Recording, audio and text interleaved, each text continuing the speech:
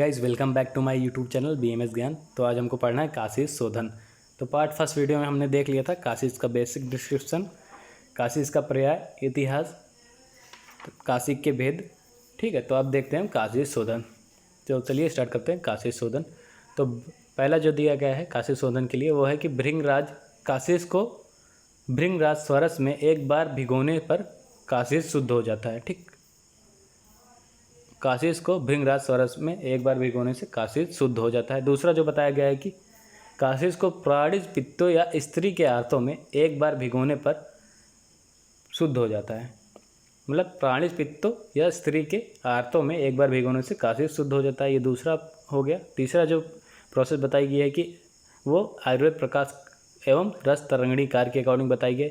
इन्होंने बताया कि भृंगराज स्वरस में काशिश का 3 प्रहर तक स्वेदन करने के लिए निर्देश दिया। इन्होंने भृंगराज स्वरस में काशिश को 3 प्रहर तक स्वेदन करने का निर्देश दिया है। इससे जो काशिश का शोधन हो जाता है। चौथा जो बताया गया प्रक्रिया वो है कि जाम्बीरी नींबू स्वरस में एक दिन भावना देकर धूप में सुखाने से काशिश शुद्ध हो जाता है। ठीक है, तो ये 4 प्रोसेस बताई गई। इसमें आपको जो अच्छा लगे वो याद कर लीजिए। अगर आपको याद करना है तो ये चौथा याद कर लीजिएगा, जिसमें जाम्बीर नींबू स्वरस में एक दिन भावना देकर धूप में सुखाने से काशिश शुद्ध हो जाता है। अब देखते हैं काशिश मारण। तो काशिश मारण के लिए हमको सबसे पहले या सर्वप्रथम शुद्ध काशिश में कांजी की 7 भावना देकर सुखाना है। तो शुद्ध काशिश लेना है, उसमें हमको कांजी की 7 भावना देकर उसको सुखाना है। फिर लघु पुट में रखकर अग्नि में फूंक देने पर काशिश की रक्तवर्ण की भस्म बन जाती है। तो लघुपुट में रखकर अग्नि में फूंक, मतलब अग्नि में दमन करने से काशिश की जो भस्म बनती है वो रक्तवर्ण की बन जाती है। फिर इसी भस्म को नींबू स्वरस की भावना देकर सुखाकर, नींबू स्वरस की भावना देना है, फिर सुखाना है। सुखाकर अम्लता नष्ट होने तक पुट देते रहने पर सर्वदोष रहित काशिश की भस्म बन जाती है। तो ये हो गया पहला प्रोसेस। दूसरा है कि इसी तरह, मतलब इसी प्रोसेस के अकॉर्डिंग स्नोही पत्र स्वरस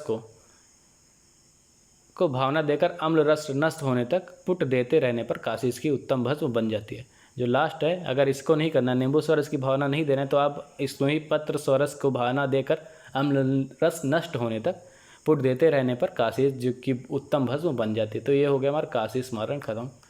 अब देखते हैं हम काशिश भस्म के गुण। तो इसके लिए जो श्लोक बताया गया है आयुर्वेद प्रकाशकार अध्याय 2 में, वो है कि काशिशद्वयम् अम्लुष्णं तिक्तं च तुवरं तथा काशिशद्वयम् अम्लुष्णं तिक्तं च तुवरं तथा वात्लेशमहरं केश्यं नेत्रयं कण्डुविष प्रणुत वात्लेशमहरं केश्यं नेत्रयं कण्डुविष प्रणुत मूत्रकृच्छ अस्मरि स्विन्ननाशनं परिकीर्तितम्। ठीक है, एक बार फिर से बोलता हूँ मैं पूरा श्लोक। काशिशद्वयम् अम्लुष्णं तिक्तं च तुवरं तथा वात्लेशमहरं केश्यं नेत्रयं कण्डुविष प्रणुत मूत्रकृच्छ अस्मरि स्वित्रनाशनम परिकीर्तितम। ठीक है, तो जो काशिश भस्म के गुण होते हैं वो आयुर्वेद प्रकाश के ने बताया है कि काशिश भस्म रस में अम्ल होती है, तिक्त होती है, कषाय होती है तथा वीर में उष्ण होती है। और जो ये काशिश भस्म होती है वो ये वात कफहर, केश मतलब केश का रंजक करने वाली, नेत्र, कंडुहर, विषहर, मूत्रकृच्छ, अस्मरी और स्वित्रनाशक होती है। ठीक है, तो ये हो गया काशिश भस्म के गुण। अब देखते हैं हम काशिश सत्वपातन। तो इसके लिए जो रसरत्न समुच्चय अध्याय 3 में श्लोक दिया गया है इसके बारे में, वो है कि क्षार अम्ल मर्दिता धमाता धमाता सत्त मुंचति निश्चितम। फिर से बोलता हूँ, क्षार अम्ल मर्दिता धमाता सत्त मुंचति निश्चितम। अर्थात शुद्ध काशिश में यौक्षार, शुद्ध तंकड़ तथा सज्जी क्षार तीनों का सम्मिलित चतुर्थ अंश मिश्रण मिलाकर नींबू स्वरस में घोटकर चक्रिका बनाएं। तो शुद्ध काशिश को हमको यौक्षार, शुद्ध तंकड़ तथा सज्जी क्षार तीनों का सम्मिलित चतुर्थांश लेना है। इसमें मिश्रण करके इनको सबको मिलाकर नींबू स्वरस में घोटकर चक्रिका बनाना है। फिर इनको सुखाकर मूसा में रखकर धमन करने से काशिश का सत्व लौह प्राप्त हो जाता है। चक्रिका बनाने के बाद इसको हमको मूसा में रखकर धमन करने पर काशीस का सत्य लौह प्राप्त हो जाता है। ठीक, अब देखते हैं काशी भस्म की मात्रा। तो काशीस भस्म की मात्रा हमको